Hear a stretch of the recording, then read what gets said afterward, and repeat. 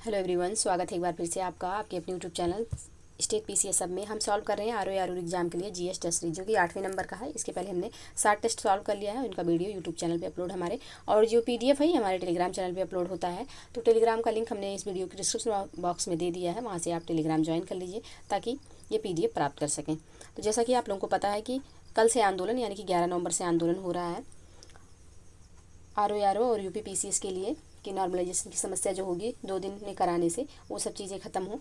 तो अभी भी आयोग की तरफ से या सरकार की तरफ से कोई बातचीत करने के लिए बाहर नहीं आया है। तो आप लोग जो कुछ यूट्यूब वाले हैं वो कह रहे हैं कि ये चीज़ें हो गई, वो चीज़ें हो गई, तो इस पर विश्वास मत करिएगा। अभी कुछ भी ऑफिशियल नहीं आया है। जब ऑफिशियल आएगा तो आप लोगों को अवगत कराया जाएगा। और यदि आप प्रत्यक्ष रूप से आंदोलन में उपस्थित हैं तब तो बहुत अच्छी बात है, लेकिन अगर आप प्रत्यक्ष रूप से नहीं है तो आप सोशल मीडिया पे यदि एक्टिव हैं तो 2 से 3 पोस्ट कर दिया करें दिन भर में, और साथ ही अपनी पढ़ाई को कंटिन्यू रखें। तो ये कुछ इंपॉर्टेंट खबर थी जिसको हमने आपको अवगत कराया जिससे। तो आप लोग प्लीज़ पढ़ाई करते रहिए और पढ़ाई में कंप्रोमाइज़ मत करिए। बाकी कोई भी ऑफिशियल चीज़ें आएगी तो स्टेट पीसीएस हब आपको अवगत कराएगा। चलिए आगे बढ़ते हैं और सॉल्व करते हैं अपना ये test series.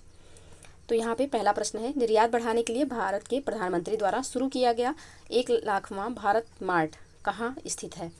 New York, London, Paris या फिर दुबई? तो इसका जो सही आंसर हो जाएगा यह हो जाएगा आपका दुबई। ऑप्शन डी में है, ऑप्शन डी यहाँ पे सही आंसर होगा। तो आगे थोड़ा जानते हैं इसके बारे में। तो निर्यात बढ़ाने के उद्देश्य से बनाया गया 1 लाख भारत मार्ट दुबई में स्थित है। दुबई स्थित लॉजिस्टिक फर्म डीपी वर्ल्ड के संयुक्त नेतृत्व में और प्रधानमंत्री द्वारा उद्घाटन किया गया।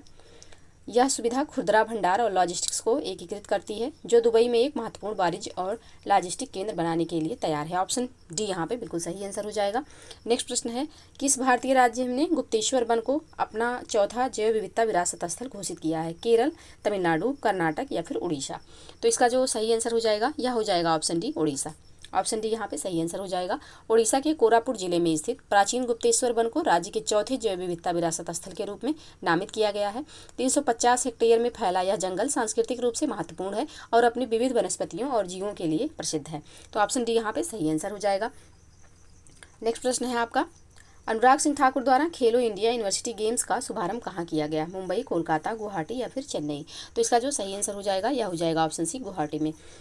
केंद्रीय युवा मामले और खेल मंत्री अनुराग सिंह ठाकुर ने गुवाहाटी में खेलो इंडिया यूनिवर्सिटी गेम्स का उद्घाटन किया। इस कार्यक्रम का उद्देश्य विश्वविद्यालय को छात्रों के बीच खेलों को बढ़ावा देना था और इसे वीडियो संदेश के माध्यम से प्रधानमंत्री की भागीदारी के साथ लॉन्च किया गया था। तो ऑप्शन सी यहाँ पे बिल्कुल सही आंसर हो जाएगा। नेक्स्ट प्रश्न है, 19 देशों के प्रतिनिधियों को शामिल करते हुए बहुराष्ट्रीय सैन्य अभ्यास शांति प्रयास 4 किस शहर में हुआ? काठमांडू, बैंकॉक, कोलंबो या फिर ढाका? तो इसका जो सही आंसर हो जाएगा यह हो जाएगा ऑप्शन ए, काठमांडू में। तो काठमांडू ने बहुराष्ट्रीय सैन्य अभ्यास शांति प्रयास 4 की शुरुआत की मेजबानी की, जिसमें संयुक्त राष्ट्र शांति मिशन में शामिल 19 देशों के सेना प्रतिनिधियों ने वैश्विक शांति और सुरक्षा के लिए सहयोगात्मक प्रयासों पर प्रकाश डाला। तो ऑप्शन ए यहाँ पे सही आंसर हो जाएगा। नेक्स्ट प्रश्न है, पूर्वोत्तर का कौन सा राज्य हर घर जल योजना में 100% संतृप्ति हासिल करने वाला पहला राज्य बन गया है? ऑप्शन ए है असम, ऑप्शन बी है मेघालय, ऑप्शन सी है त्रिपुरा, ऑप्शन डी है अरुणाचल प्रदेश? तो इसका जो सही आंसर हो जाएगा यह हो जाएगा आपका ऑप्शन डी, अरुणाचल प्रदेश। तो अरुणाचल प्रदेश ने हर घर जल योजना में 100% संतृप्ति हासिल करने वाला पूर्वोत्तर भारत का पहला और देश भर में 10वां राज्य बनकर एक महत्वपूर्ण उपलब्धि हासिल की है, जिससे हर घर के लिए स्वच्छ और सुरक्षित पाइप जल सुनिश्चित किया जा सके। तो ऑप्शन डी यहाँ पे बिल्कुल सही आंसर हो जाएगा। नेक्स्ट प्रश्न है, कौन सा देश हाल ही में अंतर्राष्ट्रीय सौर गठबंधन में शामिल हुआ 119वां सदस्य देश बना है?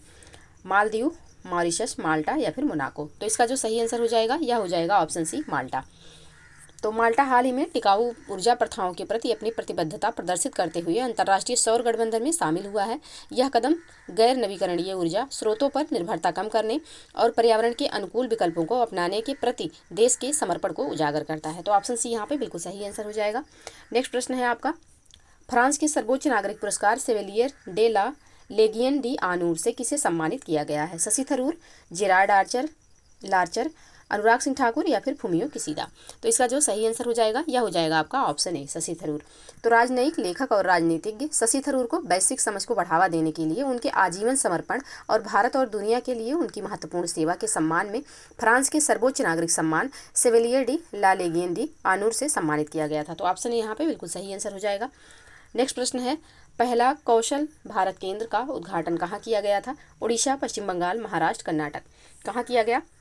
तो यह किया गया उड़ीसा में। ऑप्शन ए यहाँ पे सही आंसर हो जाएगा। तो उड़ीसा के संबलपुर में पहले कौशल भारत केंद्र का उद्घाटन कौशल विकास के अवसरों को बढ़ाने और रोजगार योग्य कौशल के साथ युवाओं को सशक्त बनाने की सरकार की प्रतिबद्धता का प्रतीक है। इस पहल का उद्देश्य क्षेत्र में आर्थिक विकास और समृद्धि को बढ़ावा देना है।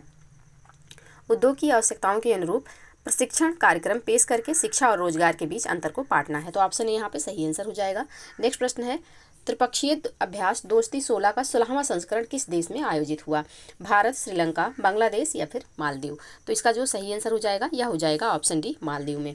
ऑप्शन डी यहाँ पे सही आंसर हो जाएगा। तो त्रिपक्षीय अभ्यास दोस्ती 16 का 16वां संस्करण मालदीव में आयोजित किया गया।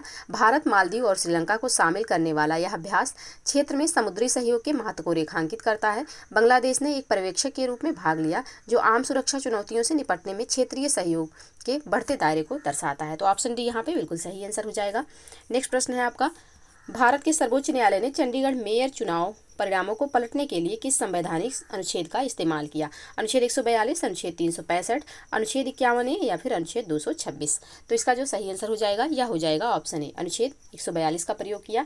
तो न्याय सुनिश्चित करने और चुनावी प्रक्रिया की अखंडता को बनाए रखने के उद्देश्य से सुप्रीम कोर्ट ने चंडीगढ़ मेयर चुनाव परिणामों को पलटने के लिए अनुच्छेद 142 का इस्तेमाल किया। अनुच्छेद 142 सर्वोच्च न्यायालय को लंबित मामलों में पूर्ण न्याय के लिए आवश्यक डिक्री या आदेश पारित करने का अधिकार देता है। तो ऑप्शन ए यहाँ पे बिल्कुल सही आंसर हो जाएगा।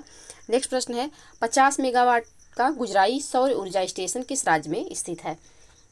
राजस्थान, गुजरात, मध्य प्रदेश या फिर उत्तर प्रदेश। तो इसका जो सही आंसर हो जाएगा यह हो जाएगा आपका ऑप्शन डी, उत्तर प्रदेश। तो SJVN ने उत्तर प्रदेश के कानपुर देहात जिले में 500 मेगावाट के गुजराई सौर ऊर्जा संयंत्र का उद्घाटन किया। यह टिकाऊ ऊर्जा समाधान की दिशा में SJVN के प्रयासों में एक महत्वपूर्ण मील का पत्थर है और भारत के नवीकरणीय ऊर्जा लक्ष्यों में योगदान देता है। यह पहल ऊर्जा सुरक्षा और पर्यावरण संबंधी चिंताओं को दूर करने के लिए नवीकरणीय ऊर्जा क्षमता बढ़ाने पर सरकार के फोकस के अनुरूप है। तो ऑप्शन डी यहाँ पे सही आंसर हो जाएगा। नेक्स्ट प्रश्न है, किस देश को FATF की वित्तीय अपराध निगरानी सूची से हटा दिया गया?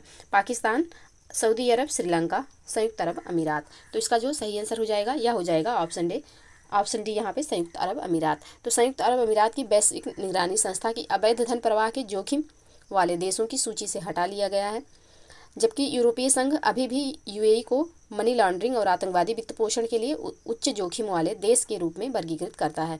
यह निष्कासन वित्तीय अपराधों से निपटने के लिए UAE के प्रयासों में सकारात्मक प्रगति को दर्शाता है। तो ऑप्शन डी यहाँ पे सही आंसर हो जाएगा। नेक्स्ट प्रश्न है आपका, भारत की पहली महिला पिच क्यूरेटर के रूप में किसने इतिहास रचा? राधिका शर्मा, राजलक्ष्मी अरोड़ा, एस मेघना या फिर जयसिंधा कल्याण। तो इसका जो सही आंसर हो जाएगा यह हो जाएगा ऑप्शन डी, जयसिंधा कल्याण। तो जयसिंधा कल्याण ने भारत की पहली महिला पिच क्यूरेटर बनकर इतिहास रच दिया। प्रशासनिक क्षेत्र से क्यूरेटरशिप तक की उनकी यात्रा खेल के प्रति उनके जुनून और बाधाओं की तोड़ने के दृढ़ संकल्प को दर्शाती है। आगामी महिला प्रीमियर लीग में उनकी भूमिका क्रिकेट में लैंगिक समावेशन के लिए एक महत्वपूर्ण मील का पत्थर है। तो ऑप्शन डी यहाँ पे सही आंसर हो जाएगा। नेक्स्ट प्रश्न है, विश्व का अब तक का खोजा गया सबसे बड़ा विशालकाय एनाकोंडा कहाँ पाया गया था? अमेजन वर्षावन, अफ्रीकी सवाना, ऑस्ट्रेलियाई आउटबैक या फिर आर्कटिक टुंड्रा। तो इसका जो सही आंसर हो जाएगा आपका यह हो जाएगा अमेजन वर्षावन में। ऑप्शन ए यहाँ पे सही आंसर हो जाएगा। तो अमेजन वर्षावन में एक विशाल एनाकोंडा की खोज की गई, जो वन्यजीव अन्वेषण की दुनिया में एक महत्वपूर्ण खोज है। यह खोज अमेजन की जैव विविधता पर प्रकाश डालती है, इस महत्वपूर्ण पारिस्थितिकी तंत्र के संरक्षण के महत्व पर जोर देती है। तो ऑप्शन ए यहाँ पे सही आंसर हो जाएगा। नेक्स्ट प्रश्न है आपका, SpaceX फाल्कन 9 रॉकेट पर लॉन्च किए गए N280 मिशन के ओडिसियस अंतरिक्ष यान का लक्ष्य गंतव्य कौन सा खगोलीय पिंड है? ऑप्शन देखते हैं। ऑप्शन ए है चंद्रमा, ऑप्शन बी है मंगल ग्रह, ऑप्शन सी है शुक्रवार नहीं शुक्र ग्रह होगा शुक्र, ऑप्शन डी है बृहस्पति। तो यहाँ पे इसका जो सही आंसर हो जाएगा यह हो जाएगा ऑप्शन ए चंद्रमा के लिए। तो ओडिसियस अंतरिक्ष यान एक निजी नोवा-सी चंद्रलैंडर चंद्रमा की ओर जा रहा है और बाद में उल्लेख किया गया है कि मिशन का लक्ष्य 50 से अधिक वर्षों में चंद्रमा पर उतरने वाला पहला अमेरिकी अंतरिक्ष यान बनना है। तो ऑप्शन यहाँ पे सही आंसर हो जाएगा। नेक्स्ट प्रश्न है, प्रधानमंत्री सिक्किम के पहले रेलवे स्टेशन के रूप में किस रेलवे स्टेशन का उद्घाटन करेंगे? नामची, रांगपो, गंगटोक या फिर फेलिंग? तो इसका जो सही आंसर हो जाएगा यह हो जाएगा आपका ऑप्शन बी, रांगपो। तो प्रधानमंत्री द्वारा रांगपो स्टेशन का उद्घाटन एक महत्वपूर्ण मील का पत्थर है, क्योंकि सिक्किम में पहले कई रेलवे लाइन नहीं थी। यह पहल सिक्किम में कनेक्टिविटी विकल्पों को बढ़ाती है, जो पहले केवल सड़क और हवाई यात्रा पर निर्भर थी। रंगपो स्टेशन सिक्किम और भारत के लिए पर्यटन और रक्षात्मक दोनों दृष्टिकोण से रणनीतिक महत्व रखता है। तो ऑप्शन बी यहाँ पे सही आंसर हो जाएगा। नेक्स्ट प्रश्न है, पर्पल फेस्ट कार्यक्रम मुख्य रूप से किस समूह पर केंद्रित है? LGBTQ+ समुदाय, वरिष्ठ नागरिकों, महिला सशक्तिकरण या फिर विकलांग व्यक्ति? तो इसका जो सही आंसर हो जाएगा यह हो जाएगा ऑप्शन डी, विकलांग व्यक्ति। दिव्यांगजन सशक्तिकरण विभाग द्वारा आयोजित पर्पल फेस्ट कार्यक्रम दिव्यांगजनों को समर्पित है। इसका उद्देश्य विकलांग व्यक्तियों की जरूरतों और अधिकारों को संबोधित करने के लिए देश की प्रतिबद्धता को उजागर करते हुए समावेशिता और सशक्तिकरण का जश्न मनाना है। तो ऑप्शन डी यहाँ पे सही आंसर हो जाएगा। नेक्स्ट प्रश्न है आपका, SECI ने किस भारतीय राज्य में भारत की सबसे बड़ी सौर बैटरी परियोजना का अनावरण किया? मध्य प्रदेश, राजस्थान, छत्तीसगढ़ या फिर गुजरात? तो इसका जो सही आंसर हो जाएगा यह हो जाएगा ऑप्शन सी, छत्तीसगढ़ में। तो SECI ने छत्तीसगढ़ में राजनांद गांव में भारत की सबसे बड़ी सौर बैटरी परियोजना का अनावरण किया है। 152.325 मेगावाट की क्षमता के साथ यह परियोजना उन्नत बाइफेशियल मॉड्यूल का उपयोग करती है और 451 एकड़ भूमि तक फैली हुई है। यह विश्व बैंक और स्वच्छ प्रौद्योगिकी कोष द्वारा वित्त पोषित है, जो नवीकरणीय ऊर्जा परियोजनाओं के लिए एक अस्थायी मॉल का प्रदर्शन करता है। तो ऑप्शन सी यहाँ पे सही आंसर हो जाएगा। नेक्स्ट प्रश्न है आपका, केंद्रीय योग एवं प्राकृतिक चिकित्सा अनुसंधान संस्थान का उद्घाटन किस राज्य में किया गया? हरियाणा, महाराष्ट्र, पंजाब या फिर गुजरात? तो इसका जो सही आंसर हो जाएगा यह हो जाएगा ऑप्शन ए, हरियाणा में। ऑप्शन ए इसका बिल्कुल सही आंसर होगा। प्रधानमंत्री द्वारा शुरू की गई आयुष परियोजनाओं के हिस्से के रूप में हरियाणा के झज्जर में केंद्रीय योग और प्राकृतिक चिकित्सा अनुसंधान संस्थान का उद्घाटन किया गया। इसके अतिरिक्त निसर्ग ग्राम शीर्षक से राष्ट्रीय प्राकृतिक चिकित्सा संस्थान का उद्घाटन पुणे, महाराष्ट्र में किया गया, जो आयुष पहल के राष्ट्रव्यापी दायरे को दर्शाता है। तो ऑप्शन यहाँ पे बिल्कुल सही आंसर हो जाएगा। नेक्स्ट प्रश्न है, जिनेवा में संयुक्त राष्ट्र और अन्य अंतर्राष्ट्रीय संगठनों में भारत के अगले राजदूत अस्थायी प्रतिनिधि के रूप में किसे नियुक्त किया गया? इंद्रमणि पांडे, अरिंदम बागची, मनोज श्रीवास्तव या फिर रुचिरा कंबोज?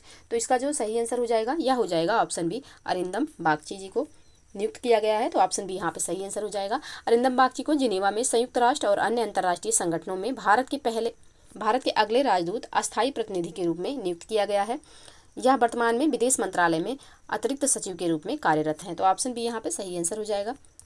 नेक्स्ट प्रश्न है, चिरियापानी नौका सेवा द्वारा कौन सा देश भारत से जुड़ा है? श्रीलंका, बांग्लादेश, मालदीव, म्यांमार? तो इसका जो सही आंसर हो जाएगा आपका यह हो जाएगा ऑप्शन ए, श्रीलंका। तो चिरियापानी नौका सेवा भारत के तमिलनाडु में नागीपट्टनम को श्रीलंका के जाफना में कांकेथुराई से जोड़ती है।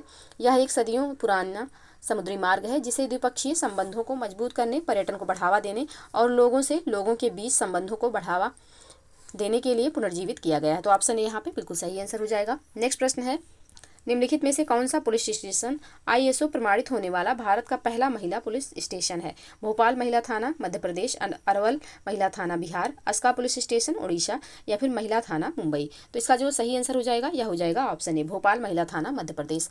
तो मध्य प्रदेश के भोपाल शहर में स्थित भोपाल महिला थाना ISO प्रमाणित होने वाला भारत का पहला महिला पुलिस स्टेशन है। इसे यह मान्यता अक्टूबर 2023 में हासिल हुई। तो ऑप्शन ए यहाँ पे बिल्कुल सही आंसर हो जाएगा। नेक्स्ट प्रश्न है आपका, भारत के संविधान के प्रमुख वास्तुकार डॉक्टर BR अम्बेडकर की 19 फुट ऊंची प्रतिमा का अनावरण भारत के बाहर कहाँ किया गया? न्यूयॉर्क, नेक्स्ट ऑप्शन है वाशिंगटन, ऑप्शन सी है फ्लोरिडा, ऑप्शन डी है कैलिफोर्निया। तो ऑप्शन देख के ये लग रहा है कि ये USA में ही है।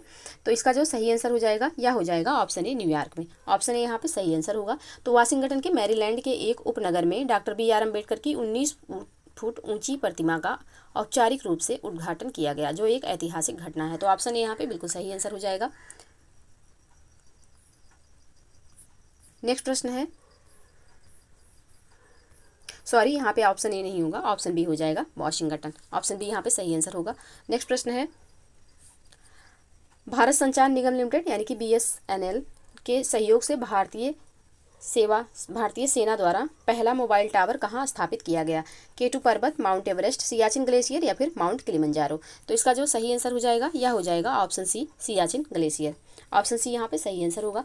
तो भारतीय सेना ने BSNL के साथ अत्यधिक ऊंचाई पर सैनिकों के लिए मोबाइल संचार में सुधार करने के लिए दुनिया के सबसे ऊंचे युद्ध क्षेत्र के रूप में जाने जाने वाले सियाचिन ग्लेशियर में पहला मोबाइल टावर स्थापित किया। तो ऑप्शन सी यहाँ पे सही आंसर हो जाएगा। नेक्स्ट प्रश्न है, किस केंद्रीय सार्वजनिक क्षेत्र उद्यम यानी कि CPSE को हाल ही में नवरत्न का दर्जा दिया गया? यह गौरव प्राप्त करने वाला यह भारत का 16वां CPSE बन गया है। तो यहाँ पे इसका जो सही आंसर हो जाएगा यह हो जाएगा राइट्स लिमिटेड को। ऑप्शन ए यहाँ पे सही आंसर होगा। हाँ, राइट्स लिमिटेड को नवरत्न का दर्जा दिया गया है, जिससे यह गौरव प्राप्त करने वाला भारत का 16वां केंद्रीय सार्वजनिक क्षेत्र उद्यम बन गया है।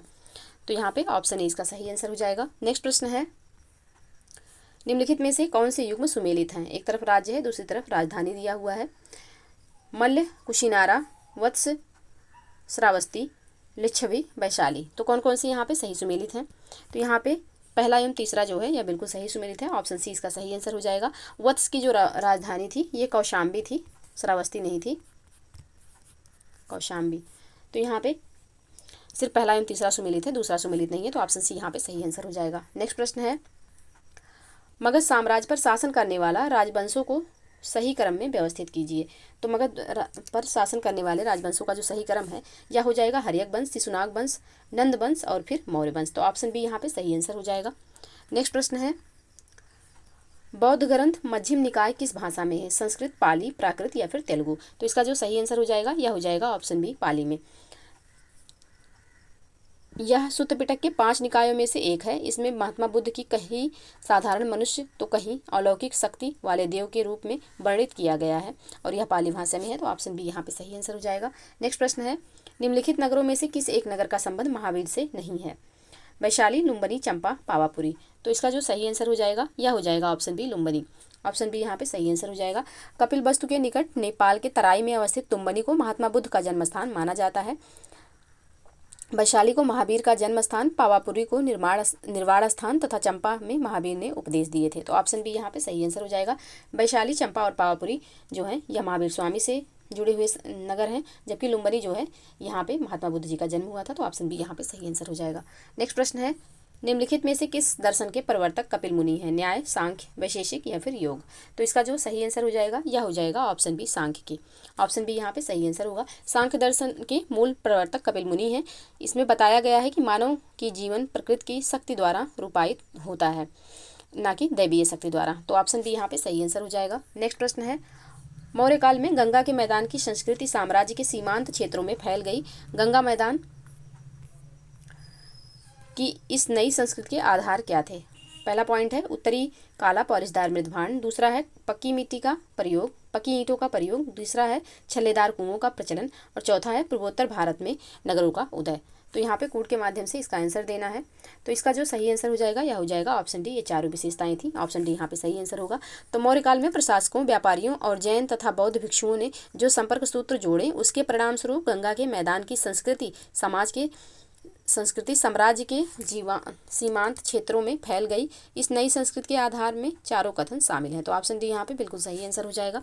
नेक्स्ट प्रश्न है, किस भारतीय शासक को हूण शासक मिहिरकुल को भगाने का श्रेय प्राप्त है? विक्रमादित्य, अमोघवर्ष, चंद्रगुप्त द्वितीय या फिर यशोधर्मन? तो इसका जो सही आंसर हो जाएगा यह हो जाएगा ऑप्शन डी, यशोधर्मन को। ऑप्शन डी यहाँ पे सही आंसर होगा। मंदसौर के यशोधर्मन ने 527 ईस्वी में मिहिरकुल को परास्त किया। यशोधर्मन मालवा का महत्वाकांक्षी मुखिया था। तो ऑप्शन डी यहाँ पे सही आंसर हो जाएगा। नेक्स्ट प्रश्न है, भारत के सांस्कृतिक इतिहास के संदर्भ में इतिवृत्तों, राजवंशीय इतिहासों तथा वीर गाथाओं को कंठस्थ करना निम्नलिखित में से किसका व्यवसाय था? ऑप्शन देखते हैं, श्रमण, परिव्राजक, अग्रहारिक या फिर मागध? तो यहाँ पे इसका जो सही आंसर हो जाएगा यह हो जाएगा ऑप्शन डी, मागध का। तो मागध प्राचीन भारत में एक दरबारी था। जैसा कि इतिहासकार कहते हैं, इतिवृत्तों, राजवंशीय इतिहासों या महाकाव्य संबंधी कथाओं का याद करना विभिन्न समूहों का काम था, जिन्हें सूत और मागध कहते थे। तो ऑप्शन डी यहाँ पे सही आंसर हो जाएगा। नेक्स्ट प्रश्न है, भारतीय संविधान सभा में निम्नलिखित में से किस समुदाय का प्रतिनिधित्व एक समान था?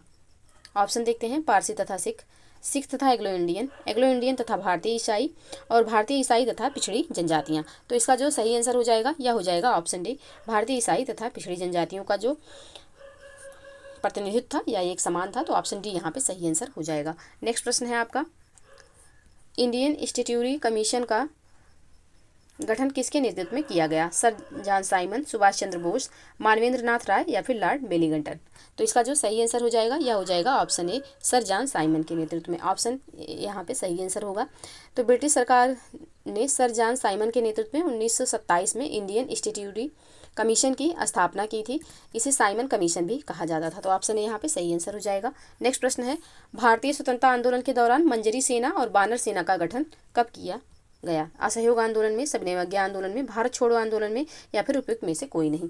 तो इसका जो सही आंसर हो जाएगा यह हो जाएगा ऑप्शन बी, सविनय अवज्ञा जो है आंदोलन में। ऑप्शन बी यहाँ पे सही आंसर होगा। सविनय अवज्ञा आंदोलन के दौरान लड़कों की वानर सेना तथा लड़कियों की मंजरी सेना का गठन किया गया था। तो ऑप्शन बी यहाँ पे बिल्कुल सही आंसर होगा।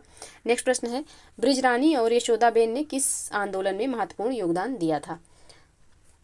सविनय अवज्ञा आंदोलन, भारत छोड़ो आंदोलन, बड़ौदा रियासत के जन आंदोलन में या फिर हैदराबाद रियासत के जन आंदोलन में? तो इसका जो सही आंसर हो जाएगा यह हो जाएगा ऑप्शन डी, हैदराबाद रियासत के जन आंदोलन में। ऑप्शन डी यहाँ पे सही आंसर होगा। हैदराबाद रियासत में स्वाधीनता की लड़ाई में बृजरानी और यशोदाबेन ने सक्रिय भागीदारी की। तो ऑप्शन डी बिल्कुल सही आंसर। नेक्स्ट प्रश्न है, नेहरू रिपोर्ट तैयार करने वाली कमेटी के सदस्यों में शामिल थे?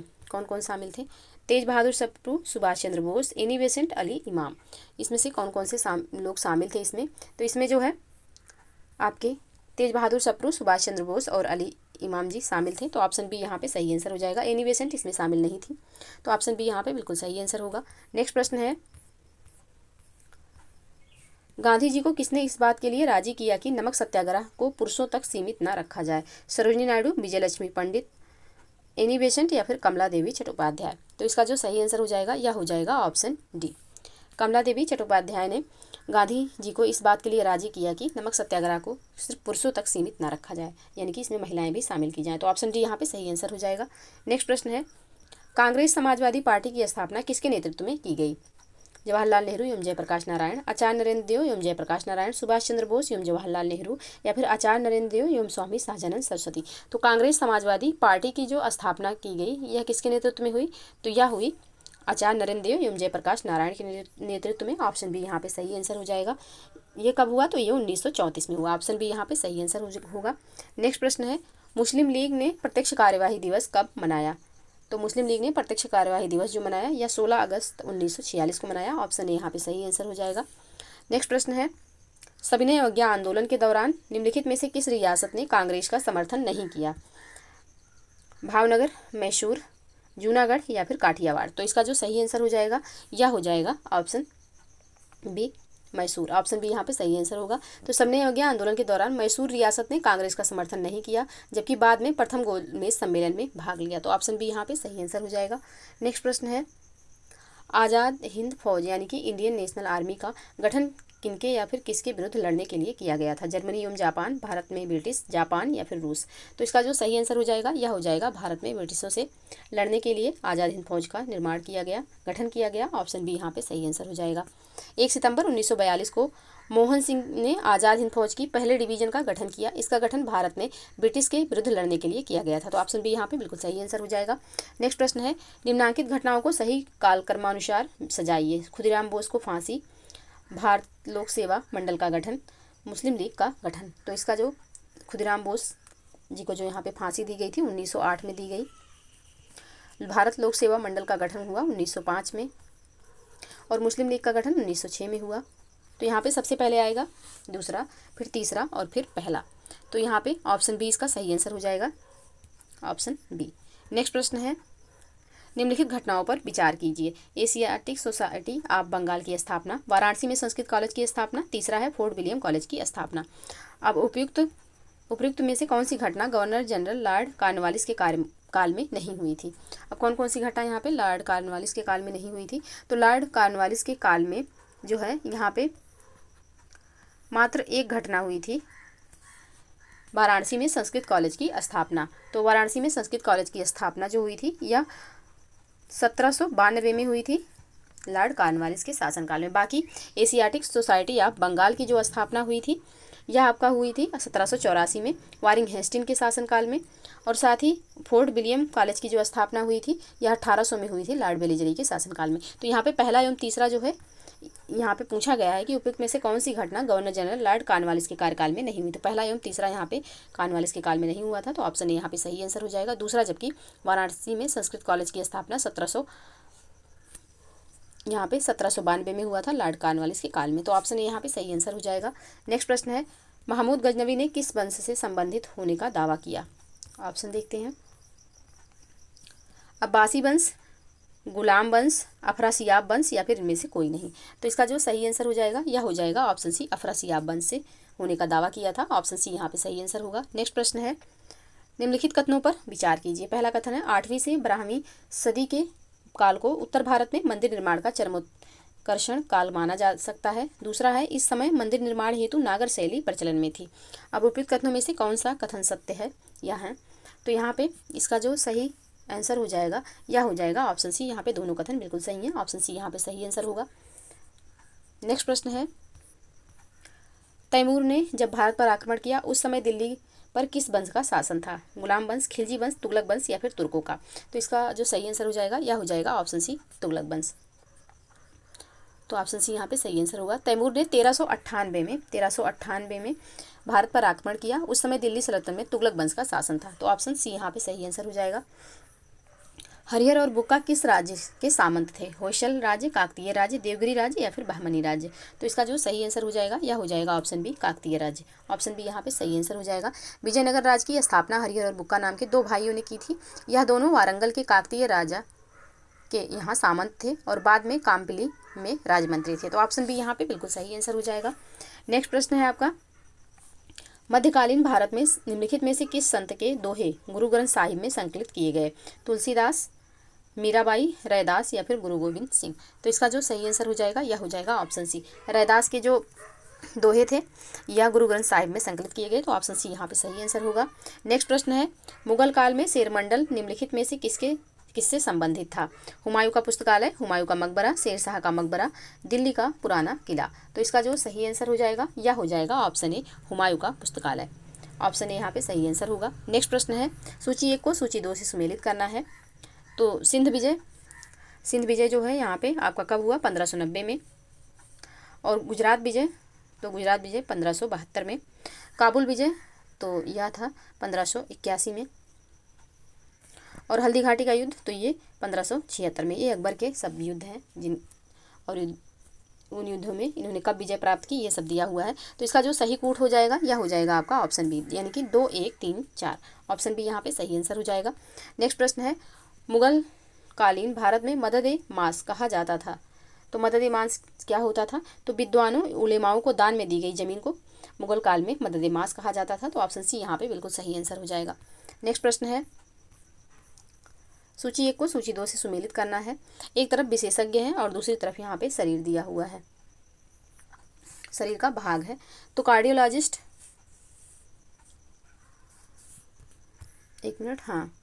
कार्डियोलॉजिस्ट जो होते हैं या हृदय से संबंधित होते हैं, हृदय रोग विशेषज्ञ होते हैं। नेफ्रोलॉजिस्ट जो होते हैं,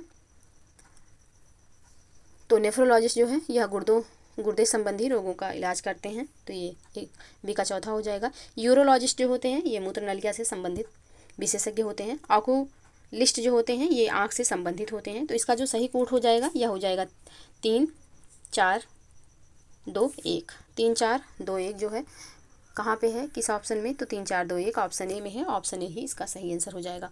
नेक्स्ट प्रश्न है, निम्नलिखित में से कौन गाय की उच्च दूध उत्पादन प्रजाति है। डारसेट, होल्स्टीन, साहीवाल या फिर रेड सिंधी। तो इसका जो सही आंसर होगा यह हो जाएगा आपका होल्स्टीन। ऑप्शन बी में है। ऑप्शन बी इसका बिल्कुल सही आंसर हो जाएगा। नेक्स्ट प्रश्न है, निम्नलिखित में से कौन सा पादप रेशा तने से प्राप्त होता है। कपास, क्वायर, सनई या फिर सेमल। तो इसका जो सही आंसर होगा यह हो जाएगा ऑप्शन सी, सनई। ऑप्शन सी यहाँ पे सही आंसर हो जाएगा। नेक्स्ट प्रश्न है, मानव स्वास्थ्य के लिए ट्रांस वसा सामान्यतः हानिकारक समझा जाता है क्योंकि यह स्तर कम करता है। HDL का, LDL का, ट्राइग्लिसराइड का या फिर इंसुलिन का। तो यहाँ पे इसका जो सही आंसर हो जाएगा यह हो जाएगा ऑप्शन ए। ऑप्शन ए यहाँ पे सही आंसर होगा। ट्रांस वसा मानव स्वास्थ्य के लिए खतरनाक है क्योंकि यह अच्छे कोलेस्ट्रॉल जिसको बोलते हैं हाई डेंसिटी लाइपोप्रोटीन का स्तर कम करता है और हानिप्रद कोलेस्ट्रॉल जिसको लो डेंसिटी लाइपोप्रोटीन का कहा जाता है का स्तर जो है यह बढ़ाता है। तो ऑप्शन ए यहाँ पे बिल्कुल सही आंसर हो जाएगा। नेक्स्ट प्रश्न है आपका, CUT का सर्वमान्य दुष्प्रभाव है रक्तस्राव, दर्द, बेधन, श्रोणि प्रदाहक रोग। तो यहाँ पे इसका जो सही आंसर हो जाएगा यह हो जाएगा रक्तस्राव। ऑप्शन ए यहाँ पे सही आंसर हो जाएगा। नेक्स्ट प्रश्न है, कुष्ठ रोग उत्पन्न किया जाता है जीवाणु द्वारा, विषाणु द्वारा, कवक द्वारा या फिर प्रोटोजोआ द्वारा। तो इसका जो सही आंसर हो जाएगा यह हो जाएगा जीवाणु द्वारा। कुष्ठ रोग जो है एक संक्रामक रोग है जो कि माइक्रोबैक्टीरियम लेप्री और माइक्रोबैक्टीरियम लेप्रोमोटिसिस नामक जीवाणुओं के कारण होता है। तो ऑप्शन यहाँ पे बिल्कुल सही आंसर हो जाएगा। नेक्स्ट प्रश्न है, मस्तिष्क तथा मेरुरज्जु पर चढ़ी झिल्ली में सूजन आ जाने से होने वाला रोग। तो ये रोग जो होता है मेनिंजाइटिस होता है। ऑप्शन डी यहाँ पे सही आंसर हो जाएगा। नेक्स्ट प्रश्न है, जैविक रूप से संश्लेषित नैनो कणों का उपयोग एक नई पारिस्थितिकी मित्र तकनीकी है जिसकी कैंसर उपचार में बड़ी संभावनाएं हैं। इस तकनीक में एक पौधे के निचोड़ का उपयोग करते हैं। यह पौधा, तो यह पौधा जो होता है यह पार्थेनियम है। ऑप्शन बी यहाँ पे सही आंसर हो जाएगा। तो पार्थेनियम पौधे की पत्ती के निचोड़ का उपयोग नैनो कणों के जैव संश्लेषण में किया जाता है। यह कैंसर उपचार में लाभकारी है। तो ऑप्शन बी यहाँ पे बिल्कुल सही आंसर हो जाएगा। नेक्स्ट प्रश्न है आपका, बीज को प्रतिवर्ष बदला जाता है कहलाता है अभिजनक बीज, प्रमाणित बीज, आधारीय बीज या फिर संकर बीज। तो इसका जो सही आंसर हो जाएगा यह हो जाएगा ऑप्शन डी संकर बीज। संकर बीज कहलाएगा। नेक्स्ट प्रश्न है, कृत्रिम प्रकाश। तो कृत्रिम प्रकाश जो होता है यह प्रकाश संश्लेषण का कारण हो सकता है। ऑप्शन सी यहाँ पे सही आंसर हो जाएगा। सूर्य का प्रकाश प्रकाश संश्लेषण के लिए आवश्यक है। बल्ब आदि के तीव्र कृत्रिम प्रकाश में भी प्रकाश संश्लेषण की क्रिया होती है। तो ऑप्शन सी यहाँ पे सही आंसर हो जाएगा। नेक्स्ट प्रश्न है, निम्न में से कौन सा एक कथन सही नहीं है। कौन सा कथन यहाँ पे सही नहीं है। तो ताप के बढ़ने पर वायु में ध्वनि का वेग बढ़ता है, बिल्कुल सही है। वायु में ध्वनि वेग दाब पर निर्भर नहीं करता है, ये भी यहाँ पे सही है। आर्द्रता के बढ़ने पर वायु में ध्वनि वेग कम हो जाता है, गलत है। ऑप्शन डी है, आयाम तथा आवृत्ति के परिवर्तन से वायु में वेग प्रभावित नहीं होता है, ये भी सही है। तो यहाँ पे ऑप्शन सी जो है यह सही नहीं है। और ये इस कथन में पूछा गया है कि कौन सा कथन सही नहीं है प्रश्न में। तो ऑप्शन सी यहाँ पे सही आंसर हो जाएगा। आर्द्रता बढ़ने पर वायु में ध्वनि का वेग बढ़ जाता है क्योंकि आर्द्र वायु का घनत्व शुष्क वायु के घनत्व से कम होता है। तो ऑप्शन सी यहाँ पे बिल्कुल सही आंसर हो जाएगा। नेक्स्ट प्रश्न है, पानी में हवा का बुलबुला वैसे ही काम करेगा जैसे करता है, जैसे उत्तल दर्पण, उत्तल लेंस, अवतल दर्पण या फिर अवतल लेंस। तो पानी में जो हवा का बुलबुला होता है यह अवतल लेंस की तरह काम करता है। ऑप्शन डी यहाँ पे सही आंसर हो जाएगा। नेक्स्ट प्रश्न है आपका, निम्न पर श्वेत प्रकाश के गिरने से परिक्षेपण की प्रक्रिया वर्णक्रम बनाती है। लघु तरंग दैर्घ्य वाली प्रकाश तरंग। तो ये लघु तरंग दैर्घ्य वाली प्रकाश तरंग न्यूनतम अपरिवर्तित होती है। ऑप्शन सी यहाँ पे सही आंसर हो जाएगा। नेक्स्ट प्रश्न है, एक समान चुंबकीय क्षेत्र में रखे हुए एक दंड चुंबक पर लगने वाला नेट बल क्या है। तो इस यहाँ पे नेट बल जो होता है यह हो जाएगा 0। ऑप्शन ए यहाँ पे सही आंसर होगा। नेक्स्ट प्रश्न है, जिन पदार्थों में अनंत वैद्युत प्रतिरोध होता है उन्हें कहते हैं, क्या कहते हैं। तो उन्हें विद्युत रोधी कहते हैं। ऑप्शन सी यहाँ पे सही आंसर हो जाएगा। विद्युत रोधी पदार्थ ऐसे होते हैं जिनका प्रतिरोध अनंत होता है। विद्युत रोधी पदार्थ की चालकता 0 होती है। तो ऑप्शन सी यहाँ पे बिल्कुल सही आंसर हो जाएगा। नेक्स्ट प्रश्न है, पराश्रव्य तरंग की आवृत्ति होती है विशिष्ट रूप से, क्या होती है। तो यह होती है 20 किलो हर्ट्ज से ऊपर। ऑप्शन ए यहाँ पे सही आंसर हो जाएगा। नेक्स्ट प्रश्न है, शुष्क सेल बैटरी में निम्नलिखित में से किसका विद्युत अपघट्यों के रूप में प्रयोग होता है। तो शुष्क सेल बैटरी में यहाँ पे अमोनियम क्लोराइड और जिंक क्लोराइड का प्रयोग होता है विद्युत अपघट्य के रूप में। ऑप्शन ए यहाँ पे सही आंसर हो जाएगा। शुष्क सेल में अमोनियम क्लोराइड और जिंक क्लोराइड का पेस्ट भरा होता है। इसमें कोई द्रव प्रयुक्त नहीं किया जाता। पेस्ट की आर्द्रता से ही इसमें विद्युत धारा का प्रवाह होता है। तो ऑप्शन ए बिल्कुल सही आंसर हो जाएगा। नेक्स्ट प्रश्न है, सूक्ष्म जीवों द्वारा कार्बनिक यौगिकों से अल्कोहल के उत्पादन को कहते हैं, क्या कहते हैं। तो यहाँ पे संख्या 71 इसको कहेंगे किण्वन। ऑप्शन डी यहाँ पे सही आंसर हो जाएगा। किण्वन प्रक्रिया द्वारा कार्बनिक पदार्थों से अल्कोहल का निर्माण किया जाता है। इसमें ईस्ट की भूमिका महत्वपूर्ण होती है। तो ऑप्शन डी यहाँ पे सही आंसर हो जाएगा। नेक्स्ट प्रश्न है, मानव रक्त का पीएच साधारण कितना होता है। तो मानव रक्त का जो पीएच होता है यह 7.5 से 8 के बीच में होता है। ऑप्शन सी यहाँ पे सही आंसर हो जाएगा। मानव रक्त जो होता है यह क्षारीय होता है। ऑप्शन सी यहाँ पे सही आंसर हो जाएगा क्योंकि ये 7 के ऊपर है। यदि ये 7 के नीचे होता तो यहाँ पे जो है ये अम्लीय होता है और 7 के ऊपर है तो ये क्षारीय होता है, तो मानव रक्त क्षारीय होता है और इसका पीएच मान 7.5 से 8 के बीच में होता है। तो ऑप्शन सी यहाँ पे सही आंसर हो जाएगा। नेक्स्ट प्रश्न है, डोलोमाइट चूर्ण का प्रयोग कुछ कृषि भूमियों में किया जाता है, इसके प्रयोग का क्या उद्देश्य होता है? तो यहाँ पे मृदा के पीएच को बढ़ाया जाता है, यानी कि मृदा को क्षारीय बनाया जाता है डोलोमाइट चूर्ण का प्रयोग करके। तो ऑप्शन ए यहाँ पे सही आंसर हो जाएगा। नेक्स्ट प्रश्न है, निम्नलिखित में से कौन सा एक रेडियो एक्टिव नहीं है? एस्टेटाइन, फ्रांसियम, ट्रिटियम या फिर जर्केनियम? तो इसका जो सही आंसर हो जाएगा यह हो जाएगा ऑप्शन डी। कौन सा यहाँ पे रेडियो एक्टिव नहीं है? तो जर्केनियम जो है यह रेडियो एक्टिव नहीं है, ऑप्शन डी यहाँ पे सही आंसर हो जाएगा। जर्कोनियम रेडियो एक्टिव नहीं है, जबकि एस्टेटाइन, फ्रांसियम एवं ट्राइटेरियम रेडियो एक्टिव तत्व हैं, परंतु क्रमांक 80 के ऊपर के तत्व रेडियो एक्टिव दर्शाते हैं क्योंकि इन तत्वों के नाभिक अस्थायी होते हैं। तो ऑप्शन डी यहाँ पे सही आंसर हो जाएगा। नेक्स्ट प्रश्न है, न्यूक्लियर रिएक्टर में न्यूट्रॉन को किससे अवमंदित किया जाता है? विखंडनीय पदार्थ, मॉडरेटर, नियंत्रण छड़ या फिर शीतल प्रणाली? तो इसका जो सही आंसर हो जाएगा यह हो जाएगा मॉडरेटर से, ऑप्शन बी यहाँ पे सही आंसर होगा। नेक्स्ट प्रश्न है, निम्नलिखित में से किस पर्वत में बहिर्भेदी ज्वालामुखी नहीं पाए जाते हैं? अलास्का, रॉकी, एंडी या फिर हिमालय? तो इसका जो सही आंसर हो जाएगा यह हो जाएगा ऑप्शन डी हिमालय में।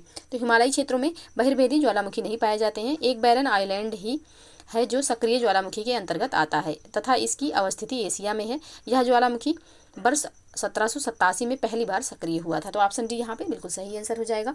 नेक्स्ट प्रश्न है, निम्नलिखित में से कौन सा एक लैगून नहीं है? अष्टमुदी झील, चिल्का झील, पेरियार झील या फिर पुलिकट झील? तो इसका जो सही आंसर हो जाएगा यह हो जाएगा ऑप्शन सी। पेरियार झील जो है यह एक लैगून झील नहीं है, तो ऑप्शन सी यहाँ पे सही आंसर हो जाएगा। बाकी चिलिकट, अष्टमुडी और पुलिकट ये तीनों जो हैं ये लैगून झील हैं, तो ऑप्शन सी यहाँ पे सही आंसर हो जाएगा। नेक्स्ट प्रश्न है, टर्की किनके मध्य स्थित है? तो टर्की जो है यह काला सागर और भूमध्य सागर के बीच में स्थित है, ऑप्शन बी यहाँ पे सही आंसर हो जाएगा। तुर्की का छोटा हिस्सा दक्षिण पूर्व यूरोप तथा बड़ा हिस्सा पश्चिम एशिया में है जो कि काला सागर तथा भूमध्य सागर के बीच स्थित है, तो ऑप्शन बी यहाँ पे बिल्कुल सही आंसर हो जाएगा। नेक्स्ट है, यहाँ पे सुमेलित करना है, एक तरफ जलडमरू मध्य है और दूसरी तरफ देश दिया हुआ है। तो बॉस स्ट्रेट जो है यह ऑस्ट्रेलिया तथा तस्मानिया के बीच है। डेविस स्ट्रेट जो है यह आपका कनाडा तथा ग्रीनलैंड हो जाएगा, इसका ऑप्शन ऊपर है, Canada and Greenland, Davis state. Dover state जो है यह यूके एवं फ्रांस हो जाएगा, एक ऑप्शन ऊपर होगा। बाकी फ्लोरिडा स्टेट जो है यह यूएसए तथा क्यूबा हो जाएगा, यूएसए तथा क्यूबा। तो इसका जो सही कोड होगा आपका यह हो जाएगा 2413 ऑप्शन ए में है, तो ऑप्शन ए यहाँ पे सही आंसर हो जाएगा। नेक्स्ट प्रश्न है, ला नीना प्रशांत महासागर पर किस प्रकार के प्रभाव डालती है? तो ला नीना जो है यह जल का तापमान कम कर देता है, ऑप्शन बी यहाँ पे सही आंसर हो जाएगा। इसके अपोजिट दो, ला नीना जो है यह जल का तापमान कम करता है जबकि एल नीनो जो होता है यह जल का तापमान बढ़ा देता है, तो ऑप्शन बी यहाँ पे सही आंसर हो जाएगा। यह विपरीत महासागरीय धारा है, यानी कि ला नीना जो है यह एक विपरीत महासागरीय धारा है। इसकी उत्पत्ति पश्चिम प्रशांत महासागर में उस समय होती है जब पूर्वी प्रशांत महासागर पर एल नीनो की प्रभाव समाप्त हो जाता है। यह साधारण स्थिति है जिसमें भारत में अच्छी मानसून वर्षा होती है, यानी ला नीना जो है यह भारत के लिए अच्छी है, मानसून काफ़ी अच्छा रहता है इस समय, तो ऑप्शन बी यहाँ पे सही आंसर हो जाएगा। नेक्स्ट प्रश्न है, निम्नलिखित कथनों पर विचार कीजिए। पहला है, वालसा जो सबसे हल्की लकड़ी है अमेजन द्रोणी के वनों का प्रमुख उत्पाद है। दूसरा है, कार्नोबा पेड़ से मोम तैयार किया जाता है जिसका उपयोग जूते की पॉलिश, मोमबत्ती तथा फर्नीचर की पॉलिश के लिए किया जाता है। अब उपयुक्त कथनों में से कौन से कथन यहाँ पे सही हैं? तो यहाँ पे दोनों कथन सही हैं, ऑप्शन सी इसका सही आंसर हो जाएगा। अमेजन द्रोणी की अधिकतर वन उष्णकटिबंधीय वर्षा वन है। यहाँ महोगनी, कठोर लकड़ी, सिनकोना, कार्नोबा, एरबा इत्यादि वृक्ष की प्रधानता है। एरबा की पत्तियों का प्रयोग चाय की पत्तियों की तरह किया जाता है, तो ऑप्शन सी यहाँ पे सही आंसर हो जाएगा। नेक्स्ट प्रश्न है, एक फसली कृषि विशेषता है व्यापारिक अन्य कृषि की, चलवासी कृषि की, आत्मनिर्भरता मूलक कृषि की या फिर जैविक कृषि की? तो इसका जो सही आंसर हो जाएगा आपका यह हो जाएगा ऑप्शन ए, व्यापारिक अन्य कृषि की, ऑप्शन ए यहाँ पे सही आंसर हो जाएगा। नेक्स्ट प्रश्न है आपका, टिन मिलता है किससे? तो टिन जो है यह प्लासर निक्षेपों में मिलता है, ऑप्शन ए इसका सही आंसर हो जाएगा। विश्व में प्राप्त होने वाले टिन की 80% मात्रा प्लेशर निक्षेपों से प्राप्त होती है। ये निक्षेप रिवर बेड्स में पाए जाते हैं, तो ऑप्शन ए यहाँ पे सही आंसर हो जाएगा। नेक्स्ट प्रश्न है, निम्नांकित में से किसका सुमेल नहीं है? अनसन, लोहा तथा इस्पात, डेट्राइट, ऑटोमोबाइल, चेलियाब्रिंस्क, पोत निर्माण, मिलान, रेशमी वस्त्र। तो इसका जो सही आंसर हो जाएगा यह हो जाएगा ऑप्शन सी। ऑप्शन सी जो यहाँ पे दिया हुआ है सही सुमेलित नहीं है, क्योंकि चेलियाबिस्क जो है यह धातु और सैन्य मशीनरी उद्योग के लिए प्रसिद्ध है, ना कि पोत निर्माण। तो ऑप्शन सी यहाँ पे सही सुमेलित नहीं है और यही इसका आंसर होगा, क्योंकि प्रश्न में पूछा गया है कि किसका सुमेल सही नहीं है। तो ऑप्शन सी, बाकी सारे ऑप्शन यहाँ पे सही सुमेलित हैं। नेक्स्ट प्रश्न है, निम्नलिखित युग्मों में से कौन एक सही सुमेलित नहीं है? फुलानी पश्चिम अफ्रीका, बंतू सहारा, मसाई पूर्वी अफ्रीका, नूबा सूडान। यहाँ पे जनजातियाँ दी हुई हैं और देश दिया हुआ है और पूछा गया है कौन सा सुमेलित नहीं है। तो ऑप्शन बी में जो बंतू दिया हुआ है सहारा, यह सही सुमेलित नहीं है। बंतू जो जनजातियाँ हैं यह पूर्व, मध्य एवं दक्षिणी अफ्रीका में पाई जाती हैं, ना कि सहारा में। तो ऑप्शन बी यहाँ पे सही आंसर हो जाएगा, बाकी सारे ऑप्शन सही सुमेलित हैं। नेक्स्ट प्रश्न है, निम्नलिखित पर विचार कीजिए। महादेव पहाड़ियाँ, सह्याद्री पहाड़ियाँ, सतपुड़ा पहाड़ियाँ। उपयुक्त का उत्तर से दक्षिण की ओर सही अनुक्रम कौन सा है? तो यहाँ पे सबसे पहले आएगा महादेव, फिर आपका आ जाएगा सतपुड़ा और लास्ट में आएगा सह्याद्री, यानी कि सह्याद्री सबसे दक्षिण में है और आपका जो महादेव है ये सबसे उत्तर में है। तो इसका जो सही आंसर हो जाएगा यह हो जाएगा 1, 3, 2, ऑप्शन सी में है। ऑप्शन सी यहाँ पे सही आंसर होगा।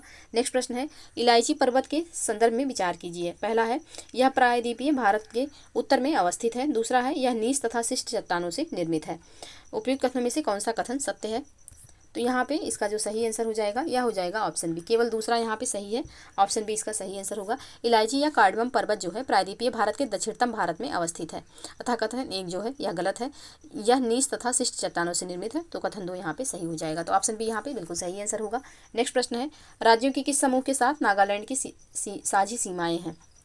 तो नागालैंड की साझी सीमाएं जो है यह अरुणाचल प्रदेश, असम और मणिपुर के साथ हैं। तो ऑप्शन बी यहाँ पे सही आंसर हो जाएगा। नेक्स्ट प्रश्न है, निम्नलिखित कथनों में से कौन सा एक सही नहीं है? कौन सा यहाँ पे एक सही नहीं है? तो ऑप्शन ए में जो दिया हुआ है कि ऐसी खाड़ियाँ जिनका अग्रभाग संकीर्ण तथा पिछला भाग चौड़ा होता है में उच्च ज्वार आते हैं, ये जो है यहाँ पे सही नहीं है। तो ऑप्शन ए ही इसका सही आंसर हो जाएगा। जिस खाड़ी का अग्रभाग संकीर्ण और पिछला भाग चौड़ा होता है वहाँ निम्न ज्वार आता है। तो पहला कथन ही यहाँ पे गलत हो जाएगा, जबकि अग्रभाग चौड़ा व पिछला भाग संकीर्ण होने पर वहाँ पर उच्च ज्वार आता है। तो ऑप्शन ए ही इसका सही आंसर हो जाएगा। नेक्स्ट प्रश्न है, सूची 1 को सूची 2 से सुमेलित करना है। एक तरफ नगर है, दूसरी तरफ यहाँ पे समीपवर्ती नदियाँ दी गई हैं। तो बैतूल जो है यह तापी नदी के किनारे स्थित है। जगदलपुर जो है यह आपका हो जाएगा इंद्रावती नदी। जबलपुर, तो जबलपुर जो है नर्मदा नदी के पास में स्थित है। और उज्जैन जो है यह छिप्रा नदी पर स्थित है। तो इसका जो सही कूट हो जाएगा 4, 1, 2, 3 होगा। 4, 1, 2, 3।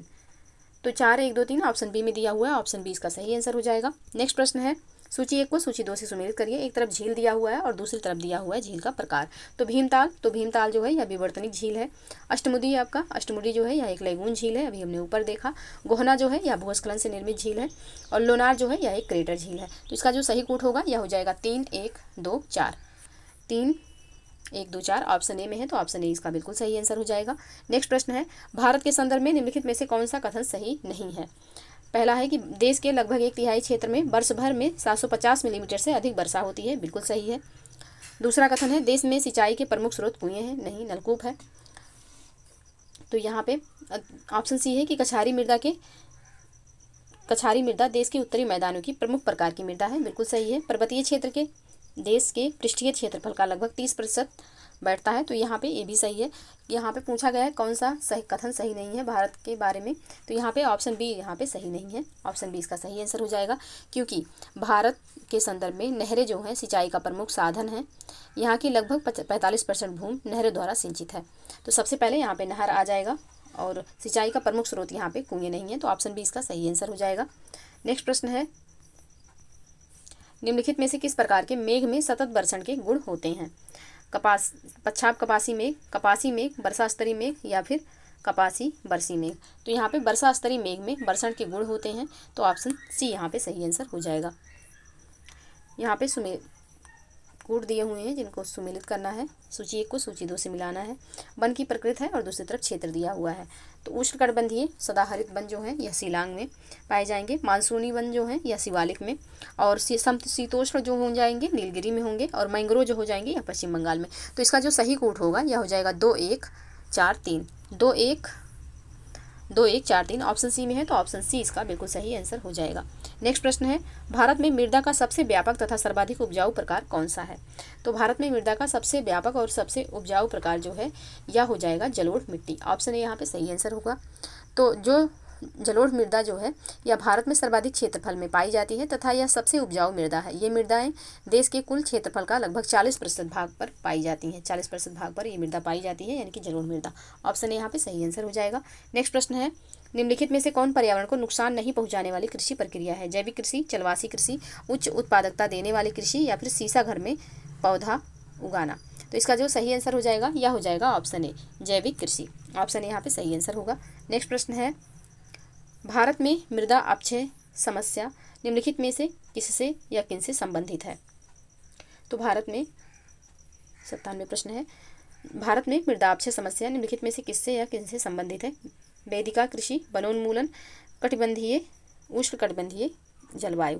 तो यह किससे संबंधित है? नीचे दिए गए कोड का प्रयोग करके सही उत्तर का चयन करना है। तो यहाँ पे केवल दूसरे से संबंधित है, ऑप्शन बी। भारत में मृदा अपरदन की समस्या का संबंध वन कटाव से है, सीढ़ीदार खेती से मृदा अपरदन कम होता है। तो ऑप्शन बी यहाँ पे सही आंसर हो जाएगा।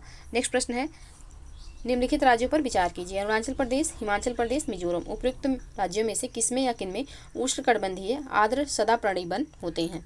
तो यहाँ पे अरुणाचल प्रदेश और मिजोरम में उष्णकटिबंधीय आर्द्र सदापर्णी वन पाए जाते हैं। तो इसका जो सही आंसर हो जाएगा यह हो जाएगा ऑप्शन सी। उष्णकटिबंधीय आर्द्र सदापर्णी वनों का विस्तार जो है यह हिमाचल प्रदेश में नहीं है। ये वन जो है ये 200 सेंटीमीटर से अधिक वर्षा वाले क्षेत्रों में पाए जाते हैं। तो ऑप्शन सी यहाँ पे सही आंसर हो जाएगा। नेक्स्ट प्रश्न है, सूची 1 को सूची 2 से सुमेलित करना है। एक तरफ खनिज है, दूसरी तरफ स्थान दिया हुआ है। तो यहाँ पे कोयला जो है यह ग्रेड ए हो जाएगा, तांबा जो है यह हो जाएगा अलवर, और मैग्नीज होगा आपका धारवाड़, और भूरा कोयला जो लिग्नाइट है यह जयकोंडम में होगा। तो इसका जो सही कोड हो जाएगा यह हो जाएगा 1 3 4 2। 1 3 4 2 जो है यह किस ऑप्शन में है? तो ऑप्शन सी में है, 1 3 4 2। ऑप्शन सी इसका सही आंसर हो जाएगा। नेक्स्ट प्रश्न है, भारतीय रेल द्वारा उपयोग में लाए जाने वाले जैव शौचालय यानी कि बायो टॉयलेट्स के संदर्भ में निम्नलिखित कथनों पर विचार कीजिए। ऑप्शन देखते हैं। पॉइंट 1 है, जैव शौचालय में मानव अपशिष्ट का अपघटन फंगल यानी कि एनाकुलम द्वारा उपक्रमित यानी कि इनिशिएट होता है। दूसरा कथन है, इस अपघटन के अंत्य उत्पाद केवल अमोनिया एवं जलवाष्प होते हैं जो वायुमंडल में निर्मुक्त हो जाते हैं। उपयुक्त कथन में से कौन से कथन यहाँ पे सही हैं? तो इसका जो सही आंसर हो जाएगा यह हो जाएगा ऑप्शन डी, ना ही 1 और ना ही 2, यानी कि दोनों कथन में से कोई भी कथन यहाँ पे सही नहीं है। ऑप्शन डी इसका सही आंसर हो जाएगा। भारतीय रेल द्वारा उपयोग में लाए जाने वाले जैव शौचालयों में मानव अपशिष्ट का अपघटन जो है यह बैक्टीरियम एनाकुलम द्वारा उपक्रमित होता है, फंगल नहीं है, ये बैक्टीरिया के द्वारा होता है। तो यहाँ पे पहला कथन गलत हो जाएगा और साथ ही दूसरा कथन भी यहाँ पे गलत है। तो इसका जो सही आंसर हो जाएगा यह हो जाएगा ऑप्शन डी, ना तो 1 और ना ही 2। नेक्स्ट प्रश्न है, वन आच्छादन के कम होने का कारण है? कृषि, निर्माण उद्योग, बढ़ती हुई आबादी, पर्यटन और तीर्थ यात्रा। तो इसका जो सही आंसर हो जाएगा यह हो जाएगा ऑप्शन सी, बढ़ती हुई आबादी। बढ़ती हुई आबादी वन आच्छादन के कम होने का कारण है। बढ़ती हुई आबादी के लिए विविध गतिविधियों हेतु भूमि की आवश्यकता बढ़ती जा रही है अतः भूमि की कमी के कारण वन आच्छादन कम होता जा रहा है। तो ऑप्शन सी यहाँ पे सही आंसर हो जाएगा। नेक्स्ट प्रश्न है, औद्योगिक बहिष्कराव द्वारा दिए जाने वाले जल प्रदूषण को रोकने में निम्न में से कौन सा अवतरण प्रभावी पाया गया है? तो ये पाया गया है वाटर हाइसिंथ। ऑप्शन ए यहाँ पे सही आंसर हो जाएगा। नेक्स्ट प्रश्न है, पगमार्क तकनीक का प्रयोग किया जाता है, किसमें किया जाता है? तो यह विभिन्न वन्य जंतुओं की जनसंख्या के आकलन के लिए किया जाता है, पगमार्क तकनीक। ऑप्शन सी यहाँ पे सही आंसर हो जाएगा। नेक्स्ट प्रश्न है, भारत के निम्नलिखित में से किस वर्ग के आरक्षित क्षेत्रों में स्थानीय लोगों को जीवभार एकत्रित करने और उसके उपयोग की अनुमति नहीं है? तो यहाँ पे राष्ट्रीय उद्यानों में ये व्यवस्था नहीं है। ऑप्शन बी यहाँ पे सही आंसर हो जाएगा। राष्ट्रीय उद्यानों में स्थानीय लोगों को वन्य उत्पाद एकत्र करने तथा उन क्षेत्रों में उपलब्ध जीवभार का इस्तेमाल करने की अनुमति नहीं है। तो ऑप्शन बी यहाँ पे बिल्कुल सही आंसर हो जाएगा। नेक्स्ट प्रश्न है, ओजोन पृथ्वी के वायुमंडल के 2 क्षेत्रों में पाया जाता है, जमीनी स्तर पर और वातावरण के ऊपरी क्षेत्रों में। जबकि ऊपरी वायुमंडल ओजोन सूरज की हानिकारक किरणों से पृथ्वी की रक्षा करता है। जमीनी स्तर ओजोन का मुख्य घटक है। तो जमीनी स्तर जो ओजोन है इसका मुख्य घटक क्या है? तो इसका मुख्य घटक धुआं हो जाएगा। ऑप्शन बी यहाँ पे सही आंसर होगा। नेक्स्ट प्रश्न है, क्लाइमो किसके लिए एक मानक मापदंड है? क्लाइमो किसके लिए एक मानक मापदंड है? तो ये जो है ये आपका है यह carbon monoxide, nitrogen dioxide, sulphur dioxide पराग उपस्थिति, आर्द्रता, पराबैंगनी किरणों तथा तापक्रम के अभिकलन के लिए है। तो ऑप्शन सी यहाँ पे सही आंसर हो जाएगा। क्लाइमो जो है एक डिवाइस है जो प्रदूषण का मापन करती है। इसमें 19 सॉफ्टवेयर तथा 11 सेंसर लगे हैं जो particulate matter, carbon monoxide, nitrogen oxide, sulphur dioxide, पराग उपस्थित आर्द्रता, पराबैंगनी आदि का मापन करते हैं। तो ऑप्शन सी यहाँ पे सही आंसर हो जाएगा। नेक्स्ट प्रश्न है, विश्वव्यापी तापन का संभावित परिणाम क्या हो सकता है? तो विश्वव्यापी तापन का जो संभावित परिणाम है या समुद्र स्तर में वृद्धि, फसल के स्वरूप में परिवर्तन, तटरेखा में परिवर्तन, ये सभी हो सकता है। तो ऑप्शन डी यहाँ पे सही आंसर हो जाएगा। नेक्स्ट प्रश्न है, वन्य प्राणी संरक्षण में निम्नलिखित में से कौन सा एक स्थानिक जाति की सर्वोत्तम व्याख्या करता है? तो स्थानिक जाति की जो सर्वोत्तम व्याख्या करता है यह है आपका ऑप्शन डी, वह जाति जो किसी विशेष क्षेत्र में सीमित हो और किसी अन्य जगह ना मिलती हो। तो ऑप्शन डी यहाँ पे सही आंसर हो जाएगा, उसे स्थानिक जाति कहेंगे। वन्य संरक्षण में स्थानिक जाति की सर्वोत्तम व्याख्या, वह जाति जो किसी विशेष क्षेत्र में सीमित हो और किसी अन्य जगह ना मिलती हो उसे स्थानिक जाति कहते हैं। तो इस प्रश्न का सही आंसर जो हो जाएगा वो हो जाएगा ऑप्शन डी। नेक्स्ट प्रश्न है, निम्नलिखित में से कौन से भौगोलिक क्षेत्र में जैव विविधता के लिए संकट हो सकते हैं? वैश्विक तापन, आवास का विखंडन, विदेशी जाति का संक्रमण, शाकाहार को प्रोत्साहन। तो यहाँ पे इसका जो सही आंसर हो जाएगा आपका यह हो जाएगा ऑप्शन ए। 1, 2 एवं 3 यहाँ पे होंगे। शाकाहार को प्रोत्साहन जो है यह इसमें योगदान नहीं करता है। तो शाकाहार को बढ़ावा देने के अतिरिक्त सभी कार्य जो हैं यह भौगोलिक क्षेत्र की जैव विविधता के लिए खतरा है। तो शाकाहार को प्रोत्साहन देना जैव विविधता को खतरा नहीं है। तो ऑप्शन ए यहाँ पे सही आंसर हो जाएगा। नेक्स्ट प्रश्न है, निम्नलिखित वर्षों में से कब पर्यावरण संरक्षण अधिनियम पारित हुआ था? 1982, 1986, 1990 या फिर 1994? तो इसका जो सही आंसर हो जाएगा यह हो जाएगा 1986 में। ऑप्शन बी यहाँ पे सही आंसर होगा। नेक्स्ट प्रश्न है, भारतीय संसद द्वारा विश्व संसदीय प्रणालियों में कौन सी अभिनव चर्चा प्रक्रिया समाविष्ट की गई है? प्रश्नकाल, शून्यकाल, संकल्प या फिर राष्ट्रपति का भाषण? तो यहाँ पे इसका जो सही आंसर हो जाएगा यह हो जाएगा ऑप्शन बी, शून्यकाल। ऑप्शन बी यहाँ पे सही आंसर होगा। नेक्स्ट प्रश्न है, निम्न विधेयकों में से किस एक का भारतीय सदन के दोनों सदनों द्वारा अलग अलग विशेष बहुमत से पारित होना आवश्यक है? साधारण विधेयक, धन विधेयक, वित्त विधेयक या फिर संविधान संशोधन विधेयक? तो इसका जो सही आंसर हो जाएगा यह हो जाएगा ऑप्शन डी, संविधान संशोधन विधेयक का भारतीय संसद के दोनों सदनों द्वारा अलग अलग विशेष बहुमत से पारित होना आवश्यक है। तो ऑप्शन डी यहाँ पे सही आंसर हो जाएगा। नेक्स्ट प्रश्न है आपका प्रश्न संख्या 113, संसद अंतर्राष्ट्रीय संधियों को भारत के किसी भाग अथवा संपूर्ण भारत में लागू करने के लिए कोई भी कानून बना सकती है? तो ये जो है बिना किसी राज्य की सहमति के बना सकती है। ऑप्शन डी यहाँ पे सही आंसर हो जाएगा। नेक्स्ट प्रश्न है, निम्नलिखित में से किस निकाय द्वारा प्रधानमंत्री राष्ट्रीय राहत कोष संचालित किया जाता है? तो ये संचालित किया जाता है प्रधानमंत्री कार्यालय यानी कि पीएमओ के द्वारा। ऑप्शन ए यहाँ पे सही आंसर हो जाएगा। प्रधानमंत्री राष्ट्रीय राहत कोष का संचालन प्रधानमंत्री कार्यालय द्वारा किया जाता है। इसमें योगदान आयकर अधिनियम 1961 के सेक्शन 80G के तहत 100% आयकर छूट प्राप्त होता है। तो ऑप्शन यहाँ पे सही आंसर हो जाएगा, यानी कि इस पे इनकम टैक्स नहीं लगता है। नेक्स्ट प्रश्न है, उच्चतम न्यायालय ने किस मामले में मौलिक अधिकारों की प्रमुखता राज्य के नीति निर्देशक सिद्धांतों से ऊपर स्थापित की? तो यह स्थापित किया गोलकनाथ के मामले में। ऑप्शन यहाँ पे सही आंसर हो जाएगा। वर्ष 1967 में उच्चतम न्यायालय ने गोलकनाथ बनाम पंजाब राज्य मामले में मौलिक अधिकारों की प्रमुखता राज्य के नीति निर्देशक तत्वों से ऊपर स्थापित की। तो ऑप्शन यहाँ पे सही आंसर हो जाएगा। नेक्स्ट प्रश्न है, जब किसी उच्च न्यायालय का मुख्य न्यायाधीश प्रशासनिक हैसियत से काम करता है तो वह अधीन होता है किसके? तो वह अधीन होता है उच्च न्यायालय के अन्य न्यायाधीशों में से किसी रिट अधिकारिता के। तो ऑप्शन यहाँ पे सही आंसर हो जाएगा। जब किसी उच्च न्यायालय का मुख्य न्यायाधीश प्रशासनिक हैसियत से काम करता है तो वह सभी न्यायाधीशों की रिट अधिकारिता के अंतर्गत आएगा। तो ऑप्शन यहाँ पे सही आंसर हो जाएगा। नेक्स्ट प्रश्न है, भारत के उच्च न्यायालय के न्यायाधीश को पद की शपथ कौन दिलाता है? तो पद की शपथ जो है राज्य का राज्यपाल दिलाता है। ऑप्शन बी यहाँ पे सही आंसर हो जाएगा। भारत में उच्च न्यायालय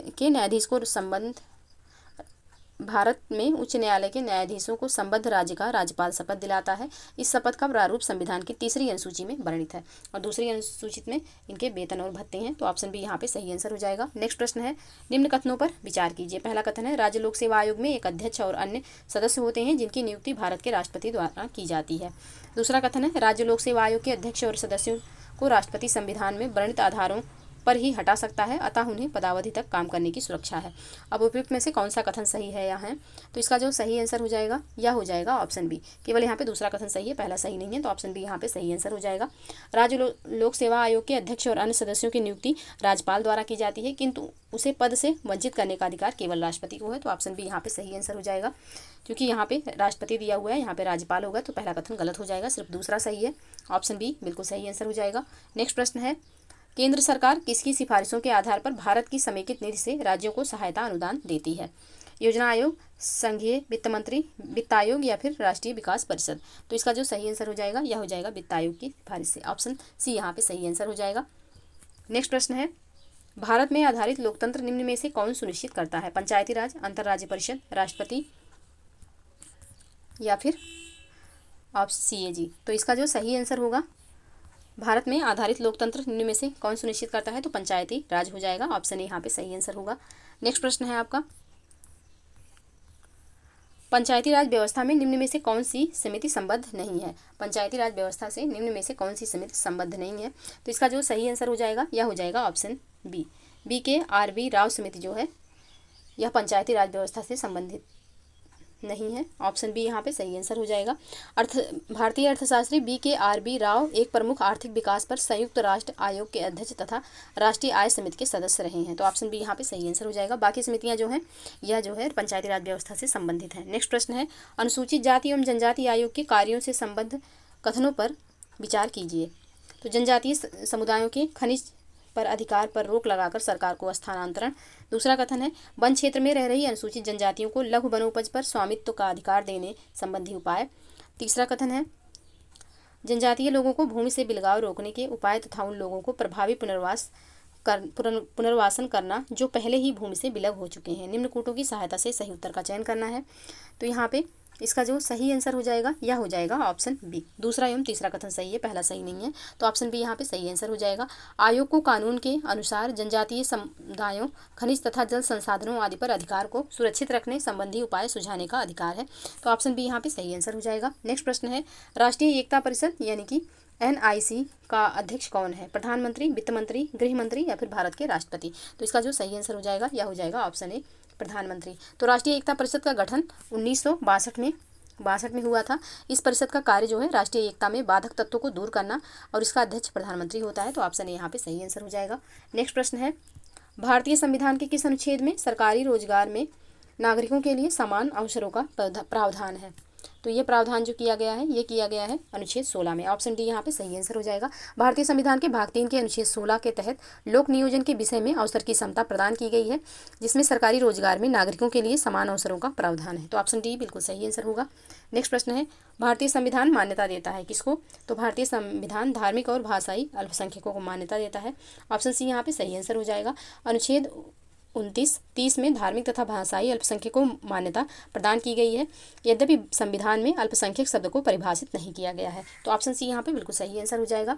नेक्स्ट प्रश्न है, निम्नलिखित में से कौन सा एक कथन भारत के संविधान की चौथी अनुसूची का सही वर्णन करता है? तो भारत के संविधान की चौथी अनुसूची का जो सही वर्णन करता है वह है कि इसमें राज्यसभा में स्थानों के आवंटन से संबंधित जानकारी अंतर्निहित है। ऑप्शन डी यहाँ पे बिल्कुल सही आंसर हो जाएगा।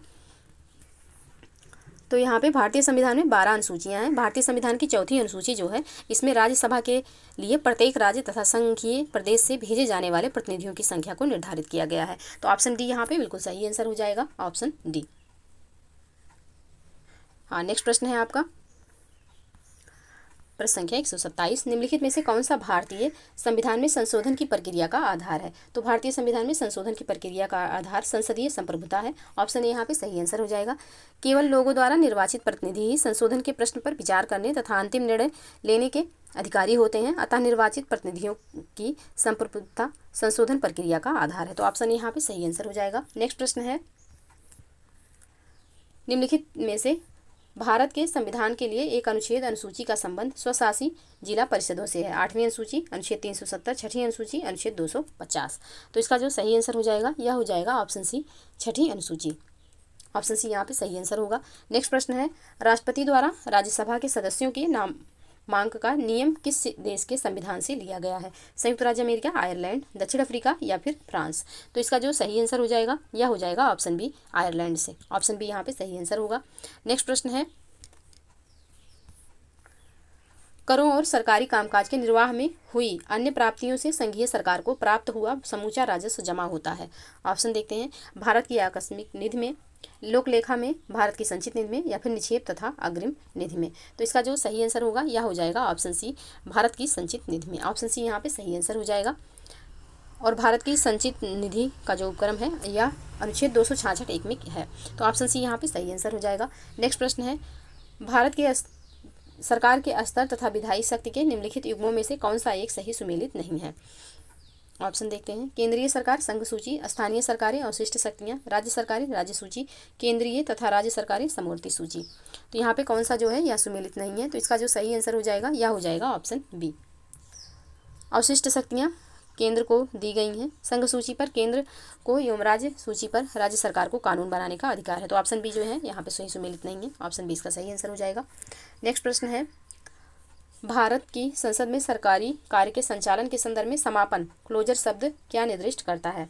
तो क्लोजर शब्द जो है यह निर्दिष्ट करता है विधायी प्रक्रिया का कोई नियम जिसके अधीन किसी प्रस्ताव पर आगे चर्चा रोकी जा सकती है। तो ऑप्शन बी यहाँ पे सही आंसर हो जाएगा। नेक्स्ट प्रश्न है, देश में कौन से 3 वर्षों की अवधि की योजना अवकाश के रूप में मनाया गया था? तो इसका जो सही आंसर हो जाएगा यह हो जाएगा ऑप्शन बी। 1966 से 1969 तक जो है योजना अवकाश चलाई गई, जिसे कुछ अर्थशास्त्रियों द्वारा योजना अवकाश की संज्ञा दे दी गई। इस दौरान चौथी पंचवर्षीय योजना को 3 वर्षों के लिए स्थगित कर दिया गया था। तो ऑप्शन बी यहाँ पे सही आंसर हो जाएगा। नेक्स्ट प्रश्न है, निम्नलिखित में से कौन सा अभिलक्षण भारतीय अर्थव्यवस्था से संबंधित नहीं है? तो ऑप्शन सी में जो यहाँ पे दिया हुआ है कि भारी उद्योग तथा मजदूरी के माल में संतुलन जो है यह भारतीय अर्थव्यवस्था से संबंधित नहीं है। ऑप्शन सी यहाँ पे सही आंसर हो जाएगा। नेक्स्ट प्रश्न है, करारोपण के निम्नलिखित में से किस सिद्धांत का पक्ष समर्थन एडम स्मिथ द्वारा किया गया था? तो यहाँ पे क्या किया गया था एडम स्मिथ द्वारा? तो ये किया गया था राजकोषीय पर्याप्तता का सिद्धांत दिया गया था। ऑप्शन डी यहाँ पे सही आंसर हो जाएगा। एडम स्मिथ करारोपण के निम्न 4 सिद्धांत का पक्ष समर्थन किया था: समानता का सिद्धांत, निश्चितता का सिद्धांत, सुविधा का सिद्धांत और अर्थव्यवस्था का सिद्धांत। तो इसमें जो है राजकोषीय पर्याप्तता का सिद्धांत जो है यह शामिल नहीं था। तो ऑप्शन डी यहाँ पे सही आंसर हो जाएगा। नेक्स्ट प्रश्न है आपका, जननांकीय लाभांश के पूर्ण लाभ को प्राप्त करने के लिए भारत को क्या करना चाहिए? तो भारत को कुशलता विकास का प्रोत्साहन करना चाहिए। ऑप्शन ए यहाँ पे सही आंसर हो जाएगा। जननांकीय लाभांश के पूर्ण लाभ को प्राप्त करने के लिए कुशलता विकास को प्रोत्साहन मिलना चाहिए, क्योंकि जनसंख्या का एक बड़ा अंश उत्पादक श्रम के अंतर्गत है। कुशलता विकास से इस गोष्ठी का पूरा लाभ उठाया जा सकता है। तो ऑप्शन ए यहाँ पे बिल्कुल सही आंसर हो जाएगा। नेक्स्ट प्रश्न है, WTO मुख्यतः निम्नलिखित में से किसको बढ़ावा देता है? वित्तीय समर्थन, विश्व शांति, एक पक्षीय व्यापार, बहुपक्षीय व्यापार? तो इसका जो सही आंसर हो जाएगा यह हो जाएगा ऑप्शन डी, बहुपक्षीय व्यापार को। WTO जो है यह बहुपक्षीय व्यापार को बढ़ावा देने में अहम भूमिका का निर्वहन करता है। बहुराष्ट्रीय व्यापार को बढ़ावा देने के लिए गैट को 1 जनवरी 1995 में विश्व व्यापार संगठन के रूप में परिवर्तित कर दिया गया, यानी कि WTO का पूर्व नाम गैट था। तो ऑप्शन डी यहाँ पे सही आंसर हो जाएगा। नेक्स्ट प्रश्न है, निम्नलिखित में से किस स्थान पर एशिया का प्रथम निर्यात प्रक्रमण क्षेत्र स्थापित किया गया है? ऑप्शन देखते हैं, सांता क्रूज, कांदला, कोचीन या फिर सूरत? तो इसका जो सही आंसर हो जाएगा यह हो जाएगा option B, Kandla. Option B यहाँ पे सही आंसर होगा। कांदला पर एशिया का प्रथम निर्यात प्रक्रमण क्षेत्र स्थापित किया गया था। तो ऑप्शन बी बिल्कुल सही आंसर होगा। नेक्स्ट प्रश्न है, भारत में निम्नलिखित में से कौन सी आयरन और स्टील निर्माणशाला सार्वजनिक क्षेत्र के अंतर्गत नहीं है? भिलाई, दुर्गापुर, बोकारो या फिर जमशेदपुर? तो इसका जो सही आंसर हो जाएगा यह हो जाएगा option D, Jamshedpur. Option D यहाँ पे सही आंसर होगा। भिलाई, दुर्गापुर, बोकारो सार्वजनिक क्षेत्र के अंतर्गत हैं, जबकि जमशेदपुर निजी क्षेत्र के अंतर्गत है। तो ऑप्शन डी यहाँ पे सही आंसर होगा। नेक्स्ट प्रश्न है आपका, भारत में निजी उद्योग को निम्नलिखित में से कौन दीर्घकालिक ऋणों का संवितरण करता है? भारतीय खाद्य निगम, भारतीय जीवन बीमा निगम, प्राथमिक ऋण समिति या फिर भू विकास बैंक? तो इसका जो सही आंसर हो जाएगा यह हो जाएगा ऑप्शन सी, प्राथमिक ऋण समिति। ऑप्शन सी यहाँ पे सही आंसर होगा। भारत में निजी उद्योग को प्राथमिक ऋण समिति द्वारा दीर्घकालिक ऋणों का संवितरण करता है। तो ऑप्शन सी यहाँ पे सही आंसर हो जाएगा। तो ये रहे 140 प्रश्न। आई होप कि आप लोगों को वीडियो पसंद आई होगी। वीडियो पसंद आए तो प्लीज़ लाइक एवं शेयर कर दीजिएगा। चैनल पर यदि नहीं है तो चैनल को प्लीज़ सब्सक्राइब कर लीजिए। तो आज के लिए बस इतना ही, मिलते हैं नेक्स्ट वीडियो में। तब तक के लिए आप लोग पढ़ते रहिए, स्वस्थ रहिए। जय हिंद, जय भारत।